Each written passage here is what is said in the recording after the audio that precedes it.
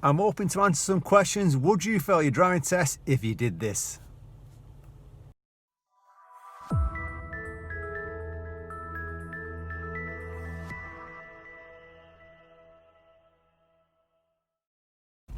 We're going to answer some questions around driving, what people think and what actually would happen about the driving test.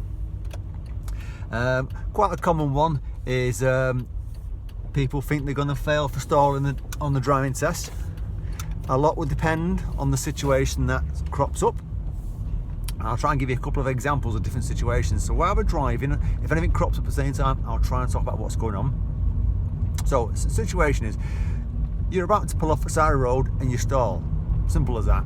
And there's two types of stall, and you're either in the wrong gear, so you're trying to pull off in the wrong gear, or you're trying to pull off with either no control of the clutch or possibly not enough gas. That's probably the reason.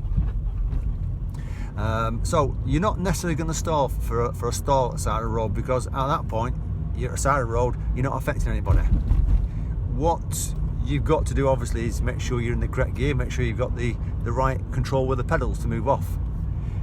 If you stall again and again on the same spot, then it's going to possibly give you a series for lack of clutch control moving off, which is unusual at that point, so that's probably not going to be an obvious one that's going to happen. But what people fail for when they do stall is when they do stall and say it's at a junction or a roundabout and they take absolute forever to get ready and the traffic behind them is being held up, that's what they're going to get a series for, holding traffic up and stalling straight afterwards again. So if you're going to stall once at a junction or a roundabout, get yourself organised. Make sure that when you're about to pull off, you're in the right gear and you've got the right gas and balancing point, so that you actually move forward and make progress. You don't actually move forward and kangaroo and stall again, because that's the sort of thing people do. They'll stall twice in the same spot or 3 times in the same spot because they're panicking at that point, and you've got to keep you cool. And remember, it's a good idea to practice on a quiet road, stall and recover, and that way you're not panicking. You know what's going to happen. Because when I was a young lad and I was learning how to drive, I stalled every lesson. I was actually probably the worst learner in where I lived, but I got used to stalling and I got used to getting out of a stall and getting on with it, and it didn't bother me. So that's enough on stalling. And if as long as you can control the situation, and like I say, if you do stall and you're about to pull off, recheck your shoulder, make sure it's okay to move off. Another fault people do is when they come to a roundabout, whether it be a mini roundabout or a large roundabout, it's sometimes approach speed, sometimes not enough observations. So we're going to go left at this roundabout coming up, a little mini one. And I know it's a double, but we're just going to go in left, so it's an easy one for us. So we're checking our mirrors and we're signalling. That's let everyone know your intention. So if you don't signal, you're going to get a silly fault for not telling people your intention. So I'm checking nice and early, but I'm not committing myself. Final check, and I'm off. And it's as simple as that. Now, if I didn't recheck when I got close enough, then I'm going to get an observations fault, because even though I check far away, you're going to get a fault for possibly not rechecking a situation that could change. It's a bit like when you're coming to a big roundabout, and I'm sure your truck says to you, final check, make sure it's actually okay, so that before you commit yourself, it's definitely clear. We're just going down here and we're just going to do some junctions and meeting situations. So I can see ahead of me there's a car coming in the distance. I don't know the area, but I'm going to bring myself in to come behind that blue car, and he's going to pass. Now, if I rush there and force the issue, it's going to be a problem for me. So I'm going to try and keep situations under control. I'm going to be doing a right turn, because it looks like a dead end down there.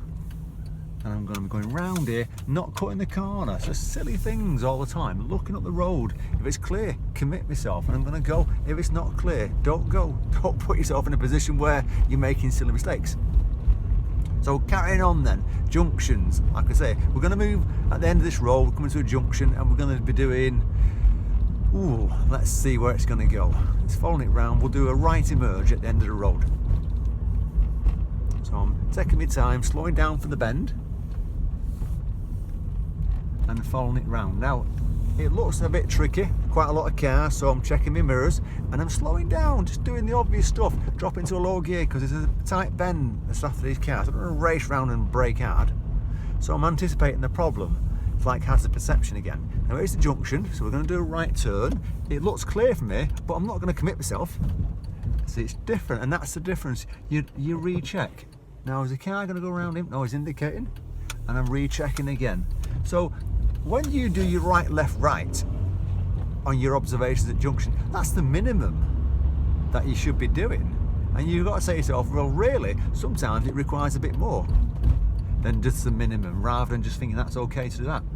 And final check, and it's clear because that black car is quite far away. I'm going to go left at this next one. And I'm checking, and it's definitely clear. You can see right in front of myself, it's definitely clear. So as I'm looking ahead, that's your extra checking at the same time. You don't just kind of ignore things. And then I'm going to be doing a hill start, and you're always going to get a hill start on your driving test. It's one of the things where people dread it. You know, hill starts, I say to people, practice it, get good at it. It's like here, I'm not going to commit myself, so I'm going to get 2 hill starts in a way, because this car's coming down, so I'm going to use my handbrake, first gear, get gas on, get biting point. That grey car's going to chance it. No, it's taking its time, so I'm going to go. And where if he's rushing, I would have waited. Now this is an interesting one. I'm going to pull over on the left, in between the driveways. Quite important. When they ask you to pull over, it's picking the right place. Mirrors, signal, that's what I do. You're always going to get them saying to you at some point on your driving test, pull over on the left there. They're committed themselves. Well, pull over there, I want you to do. Check your mirrors, because it's always silly things. Now, you're not going to necessarily fail your test if you don't check your mirrors, if no one's around you. But what you will fail for is changing the direction and affecting someone. So you've got to remember that. Now, you got a hill start, and behind me here, I'm not sure you can see in the mirror there, there's actually a junction behind me. So I would personally put an indicator on, a signal, telling people you're going to pull off, because you'll look round, it looks clear, but as you're about to pull off, a car might come from that junction behind me. So I'm going to put it in gear, get myself ready, check, and the final check to make sure there's nothing coming round, and it's just keeping it safe. So I'll pull over again, and then I'll just talk about the hill start, what people do wrong there. So I'll just secure the car. With hill starts, you've got to say to yourself, I need more gas, I need more biting point, so I actually pull forward or roll backwards. People worry about hill starts, practice them. You're not going to fail if you roll a little bit, if there's nothing behind you, all right? But if you think you can't recover that in that second, then you've got to stop the car from rolling, because you'll fail for rolling backwards. If you're not controlling that car going backwards, you're going to get serious.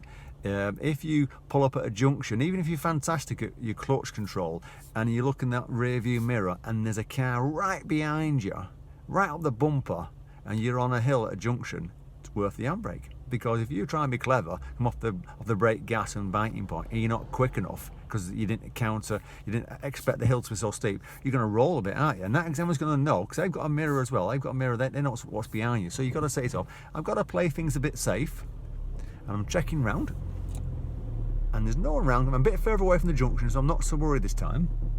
And I'm checking to move off, and I'm holding that gas and biting point, letting the car move. There's no rush to pull off. People feel like they've got to rush. Now that car's reversing there. There's a red car blocking my view. Nice red car as well. Looking beyond it, I can just about get through there, I think. And then lots of cars here. This is a great example of looking what's going on. I'm not sure if that car, someone in that car, I think it's parked up. So I'm checking to go around. Difficult situation with all the parked cars. You'd have to do it slowly and weaving appropriate speeds. This is another one people fall foul on the test. They think, oh, I'm gonna fail for going slow, I'm gonna fail for going fast. Let me clear that up for you. If you break the speed limit, you'll fail your test, simple as that. If you go over the speed limit by 1 mile an hour, maybe 2, and you spot it and bring it back down, then you shouldn't really fail for it, because what they're going to try and do is they're going to watch to see if you start reacting. And if you don't start to slow yourself down and you bring, because everyone slips over the speed limit a little bit. I'm not saying you should break the speed limit. I'm trying to say to you, if you just creep over, say it's a 30 zone and you're doing 31, and you start to realise and you bring it back down, They're not going to fail you for that. Now, but what you've got to remember also is if you go 31, 32, 33 and there's no sign of you slowing down and you're on that gas and the examiner's thinking you're not going to slow down here, then he's going to have to step in and say to you, you need to slow down, you're going too fast. Because as you get towards 34, you're definitely breaking the speed limit at that point, and they don't want you to break the speed limit because it's against the law. They don't want you to get a ticket. Their instructor doesn't want you to get a ticket. So that's what they're going to step in at a point. So if you go over the speed limit and you don't correct it straight away and you let it creep up to 32, 33 and it's not slowing down, you're going to fail for speeding. All right. On the other side of the scale, where it's appropriate speeds, so I'll just get past it. Now this is a great one here. I'm not going to force my way through. It's just a little bit too narrow, so I'm going to slow it down. And if I force my way through, I'm going to be too close to the parked cars on the left, in which case I'm going to get a fault for being too close. And if that car was coming through at a stop for me, then I'll probably get a serious because I'm affecting a car that is right away. So going back to appropriate speeds, if you're in a 30 zone, and I'll put a link to a video below if you want to watch the video on appropriate speeds. If you're in a 30 zone and it's clear, you should be doing third gear 27-ish, 28, you know, if it's appropriate to do so. And this is what you've got to remember. It's all about what you see in front of you, what's appropriate. You know, it's a clear road. I'm doing third gear 29 miles an hour. I'm looking ahead of me. There's a couple of parked cars. Now, that appropriate speed changes. The speed limit might stay the same, but the appropriate speed will change all the time, depending on what's happening around you. So I'm slowing down for a lower speed just because it's a bit tight. And on that 4x4's pulling in, yeah, they're all pulling in, which is the right thing to do. They've all got gaps, so they should be using them because it's just a little bit too close for two cars to get through. Now, if there was no sign of them cars slowing down and pulling in, then I'll be thinking I'm going to have to give way here because they're not going to slow down. They're charging through, and even though it's my right away, I'm going to use a little bit of common sense and just slow down and let them get through. Because if I just carry on going through and then it's too close and we all come to a stop, then technically it's your fault for not kind of anticipating the problem. Even though it's your right away, they've already committed themselves. And that's what you got to remember. If you already committed yourselves, slightly different situation. Right? We're going back to appropriate speeds. I'm in third gear. I'm doing 28 miles an hour. Now, as situations change with roads, so does the speeds here. So as we're going down here, everything's going fine. So you're going to expect to do a safe speed. I'm looking ahead of me there. There's a car braking, the car giving way. I'm going to go left at a roundabout. So I'm checking what's happening. And it's doing the simple things all the time. Checking what's going on. Final check before I commit myself. And I'm looking ahead, and even though it's a 30 zone, I'm doing 21 miles an hour, popping into third, just a car coming through past the parked cars, just taking my time, looking beyond the red car in the distance, which is about 5 cars in front. And I'm keeping looking at the road. I'm not going fast, I'm doing 20 miles an hour because of all the parked cars, and this is why appropriate speed is important. It changes all the time depending on the situation in front of you. And if you're going really slow, then you're going to get a fault for going too slow. If you're going too fast, even though you're not breaking the speed limit, it could actually be quite dangerous. So you're going to get maybe approach speed faults.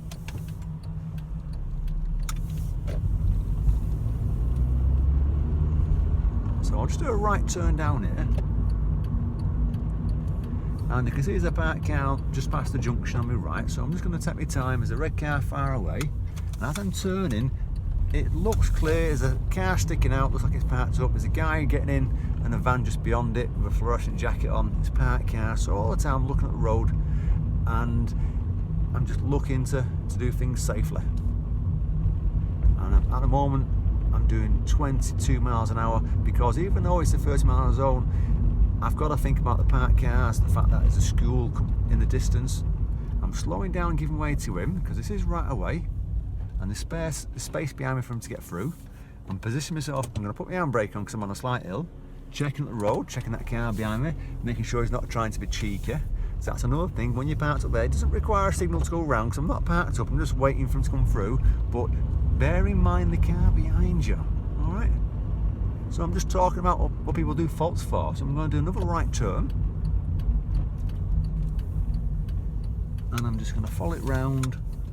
And while I'm driving, doing these left and right turns, I'm not cutting the junctions. I'm not going into the other side of the road. You'll see a lot of people do that when they're driving round and you think, wow, that's dangerous. Well, it is dangerous, it's wrong. So if you're on the wrong side of the road at a junction, then you risk hitting an oncoming vehicle or knocking someone over.